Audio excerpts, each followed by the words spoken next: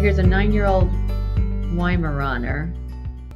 Looks like you've got some anemia going on. There's all kinds of reasons that anemia can be there. Low red cell count.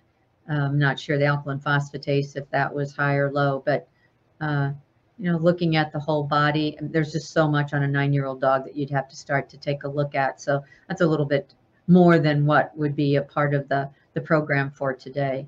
Anemias can come because the bone marrow isn't putting out the cells. It can come on because they're being destroyed, picked up by the spleen, all kinds of differences there. It could be an autoimmune thing. Alkaline phosphatase, I just can't say about that. An alkaline phosphatase that's elevated can rise if there's liver problems, gallbladder problems. It can rise if the adrenals are overactive. Alkaline phosphatase can be too high. When the thyroid is underactive, it can elevate with certain drugs like NSAIDs, and some other drugs can make it elevate. It'll also elevate in the presence of low magnesium. So there's different nutrients that we need to look at when you're looking at those blood parameters. So there's a lot of different reasons to sort through when the alkaline phosphatase enzyme is elevated. So you got to figure out which one it is.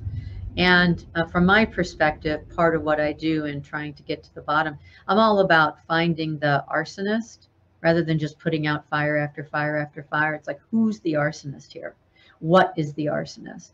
And so that's where I use the hair mineral analysis. We send a first sample into the laboratory and actually get a readout of the different minerals and the toxic metals. And that read of those minerals, not only one that's high or one that's low, but also ratios of certain ones. Just from the hair, you can determine what the pituitary, the thyroid, and the adrenals are doing. You will be told in this report, it gives information about how that individual deals with carbohydrates, how they are digesting proteins, do they need enzymes or probiotics is on there, how the immune system's functioning. There's a lot of information in a hair analysis. So so I've been doing that since, again, the early 2000s, mid 2000s. Had research that was published in 2017. We had 564 dogs that me and another researcher working through, and Analytical Research Labs is the company that I use.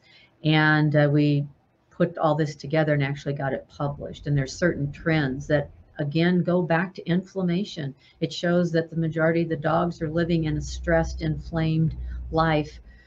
And the body is constantly dealing with those inflammatory issues.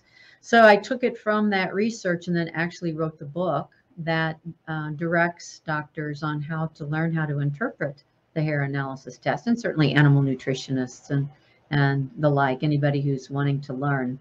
So I wrote that book and actually worked to teach more doctors on how to learn how to do this, because I realized my goal is to help as many animals as possible. And just doing what comes into your office or clinic isn't the way to get it done. These summits is one way to share this information with others, all of the summits that have been, it's just such good information. But then writing the book and then teaching other doctors, lecturing at veterinary conferences. But it is the key for being able to do that. A diet is much more than a list of nutrients. Food is meant to be a pleasant experience for both humans and animals. However, many of the foods we feed our dogs today do the opposite. They make them sick from stress. Is your dog's diet making them stressed? Learn more about food that can cause stress in this next video.